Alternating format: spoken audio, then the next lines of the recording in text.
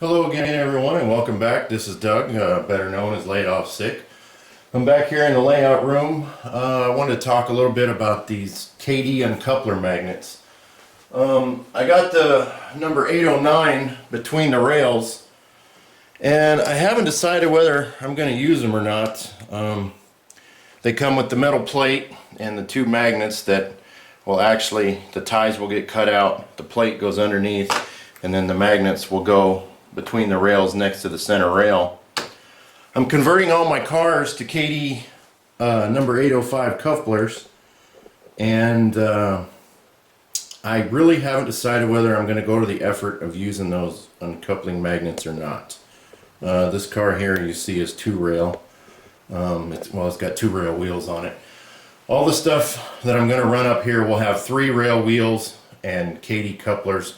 All the two rail stuff I do for eBay. I do weathering and custom painting and stuff for other customers. So all the two rail wheels you see up here will not be run up here.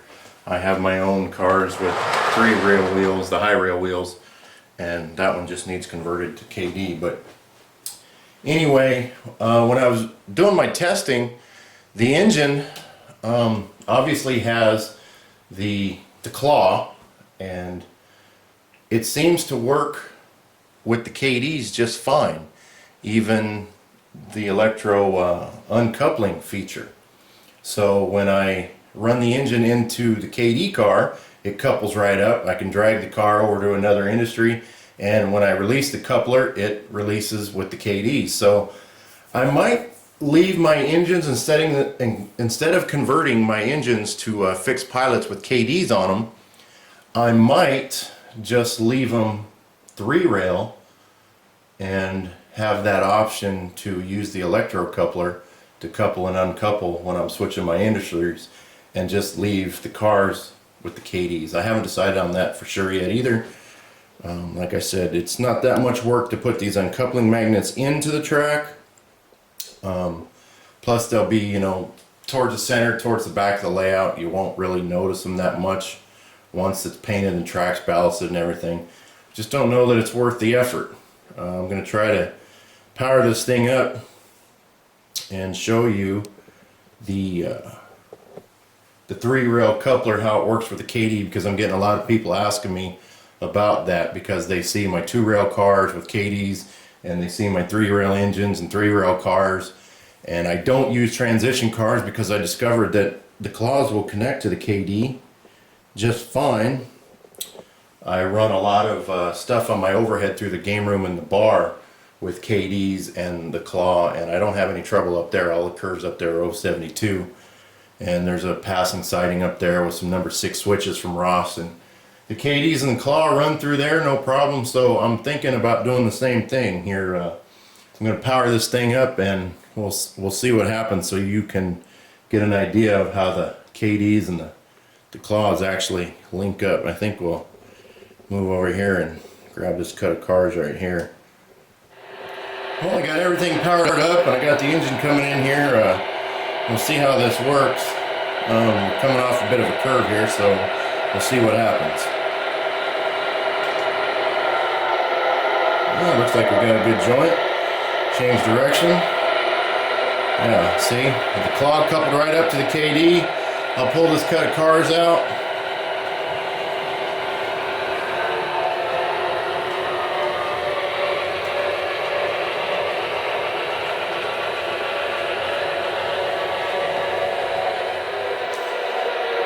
Now I got cars all over the place right now because I've been painting track and moving stuff around, so I'm just going to shove them right back into where they were, and we'll cut away. And you can see that even if this cut of cars was sent to another industry, when I hit the coupler release button, it's going to cut away.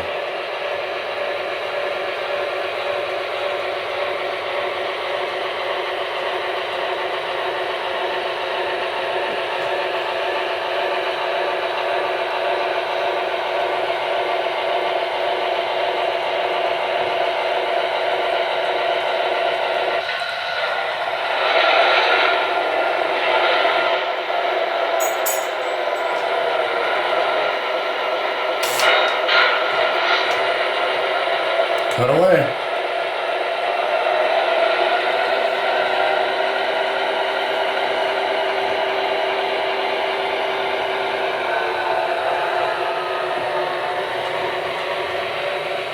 You know what I haven't tried though is I haven't tried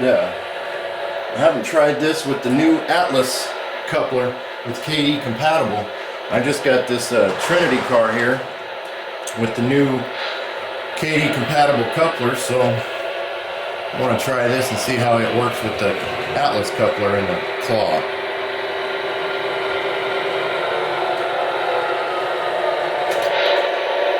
Looks like we got a good joint. Oh yeah. Well, it's compatible with Kadee, so you would think, or you would assume, that you wouldn't have any problems, but you never know.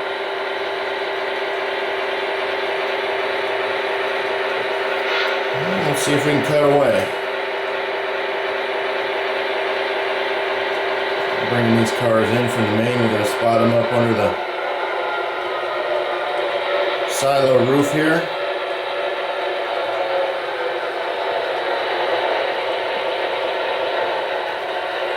That looks like a good spot right there. Cut away. Works just like the Kadees, so the Atlas coupler and the Kadees don't seem to have any issues coupling and uncoupling with the Claw. Like I said, when I was out here the other night for a couple hours testing, I was out here for probably an hour and a half switching cars, moving cuts of cars from industry to industry, and never had a hang up or a flaw using the Kadees and the Electro coupler on that Atlas engine. So prototypically, I can stand out here and switch cars all night and not have to handle any cars. Now the only reason that I'm even considering putting those Kadee uncoupler magnets in the tracks in a couple locations is because there's a couple places where you can't spot the doors properly without cutting the cars. So if I put the uncoupling magnet in the track, then I can cut each car separately. Like in this DPM building here, the three doors don't line up perfectly, just like the real world, because who knows what type of car they were designed for back in the day they were built. So when we spot an industry, a lot of times there's an industry and warehouse that, in Pomona that we do. It's got 11 doors, and every single car has to be cut and each door spotted separate. So we would spot this car, then you got to come up here and you got to spot this car and make the cut. So that door is spotted, and then this car. So every car is spotted, but every car is also cut. There's no way for me to do that without doing it by hand like I just did, or put those Kadee magnets in the track so I can do that. My point is I don't want to have to manually couple or uncouple any cars on this layout. I want to run it just like going to work. It's not like I don't get enough switching when I go to work, but I want to be able to switch cars from industry to industry, whether it's a whole cut of cars or one car at a time, spot them without having to physically touch them. And I guess the only way I'm going to do that is to put those magnets in here, and I will only need about maybe 4 or 5 of them, depending on the industries. I got this stub track here right in the center. I call it a team track. It's probably going to be used for various types of cars, loading and unloading. We have a couple that I see at work that I've spotted a few times. Sometimes I'll get a lumber car in there. Sometimes I'll get a tank car. Sometimes they get a load of merchandise, you know, cardboard boxes and stuff. You never know. But it's just a stub track, and you can spot your different cars in there. And I ordered a loading dock from Brennan's. I got that on the way from Dennis, so I might use that loading dock there so I can load or unload a car of lumber, boxes, I haven't decided for sure yet. I'm going to build it, see what it looks like. I might put it there. I'm not even sure that the track is going to continue to be this long. I got this curved section in there now just because it would fit. This is the actual only piece of track on here that's not secured. It's just sitting there, but obviously you can see I got these two cars will fit in here no problem. Most of these team tracks only get 1 or 2 cars at the max anyway. We don't have any team tracks anymore anyway that hold 3 or 4 cars. They're usually full-on industry, so I might take that curve out, I might not. I got a little extra room here, so I just put it there to see what it would look like. You know, that way if the dock sits over here, you get a car unloaded and you can roll that car down around the curve just to put the next car on spot. So we'll see what happens. I still got, hopefully today I'm going to work on finish painting all this track. I think I have enough paint left of the custom mix that I made to finish what I have left.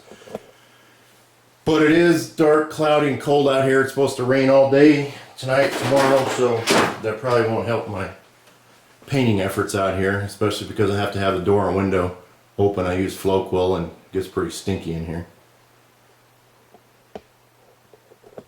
But there it is. That's the discussion for the Kadee coupler and uncoupling magnets, I should say. Got several of those. I'm about a quarter of the way through converting my own personal cars to Kadee couplers for this layout here. Obviously everything that I build and sell to my customers and that I sell on eBay gets converted if it's not 2-rail already.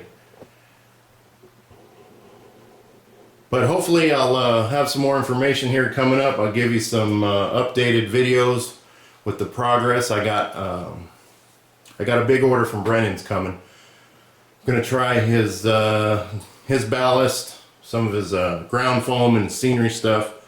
I have a lot of woodland scenic stuff here that I've used in the past. You've probably seen it on my rock module that's on eBay all the time. That was woodland scenic, so I'm gonna try Brennan, see how it looks up here.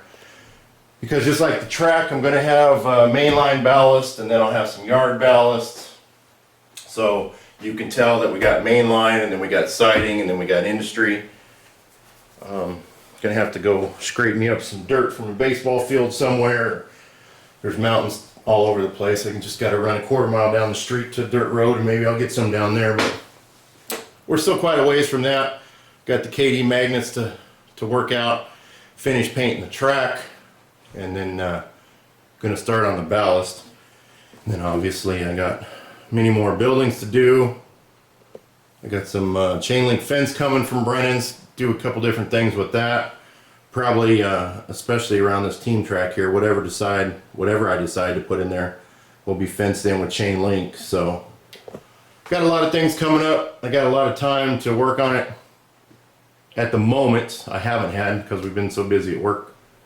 Business has picked up quite a bit, so hopefully I'll see you here in another couple weeks or so, and maybe I'll have some ballast down and we can run some more trains. Until then, we'll see you later.